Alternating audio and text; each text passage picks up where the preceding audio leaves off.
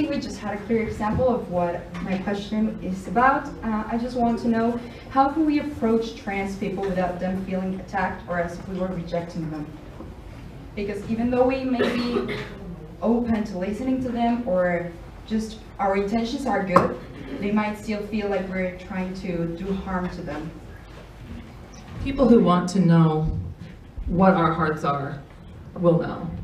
And I think that's what I was referring to when I said earlier that you need to expect to be rejected and called a bigot regardless of what your true motives are. That's been hard. That's been difficult because I don't think anybody up here has any malintent for anybody. I have had excellent one-on-one conversations with transgender people, most of them trans men, not as many with the men who believe that they're women, where we've hugged it out at the end. But again, you're going to encounter what just happened here, which I find particularly, and I'm going to say it every time I encounter it, it's abusive.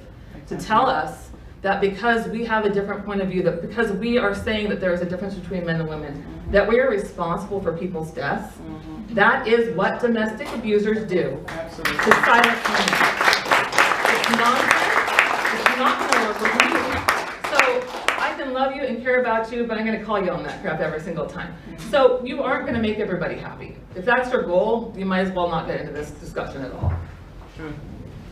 Right, I can love you and care for you, but I don't want you to exist.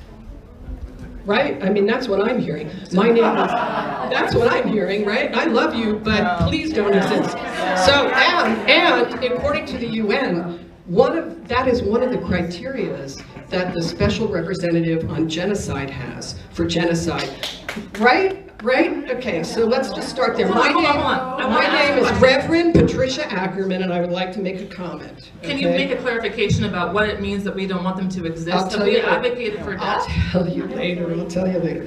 I've been listening to your hurtful and hateful rhetoric toward trans people. It's oppressive, sensationalized, untrue, immoral, dehumanizing, and it violates the human rights of trans people no matter what you say. It violates the human rights. Whatever happened, doctor, to do no harm? That's what I want to ask you. I know, and I have worked for decades with trans individuals who are living wonderful, service-oriented lives. They are some of the most wonderful and brilliant people that I have known. When are you going to stop trying to tell people who they can be when they are living quality lives?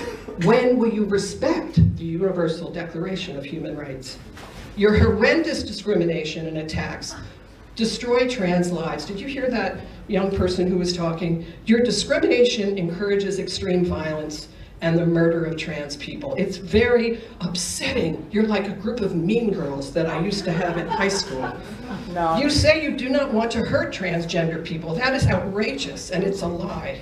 You not only hurt them, but you kill them. Their blood is on your hands, and you're smiling. How can you expect to be taken seriously?